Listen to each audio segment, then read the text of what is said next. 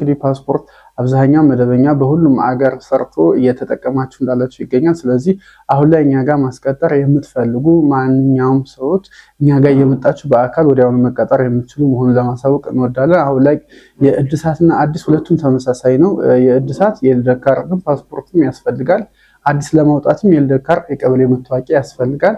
የቀጠሮ ቀኑም ተመሳሳይ ነው። ከመጋቢት ጀምሮ እስከ ሚያዝያ እስከ ግንቦት ድረስ አሉ። እኛ ጋር አሁን ላይ እየቀጠረን ያለነው ለመጋቢት ነው። ስለዚህ እኛ ጋር መቀጠር የምትፈልጉ በአካል መምጣት ትችላላችሁ። በኦንላይንም መረጃችሁን በመላክ ማስቀጠር የምትችሉ መሆኑን ለማሳወቅ እንወዳለን። አብዛኛው ቅር ያላችሁ ጥያቄዎች ካሉ ኮመንት ላይ ጻፉልን። እድሳትም የጠፋበትም እነዚህ በሙሉ ቀጠሮ የፈለጋችሁ እኛ ጋር በመምጣት በአካልም መቀጠር የሚችሉ መሆኑን ከዚህ በፊት እንድትቀጠሩ መረጃ የሰጣችሁን ሰዎች በሙሉ በመረጃ የሰጣችሁን ተቀጥሮላችኋል። የቀጠሮ ወረቀታችሁን እየመጣችሁ መውሰድ ትችላላችሁ ማለት ነው።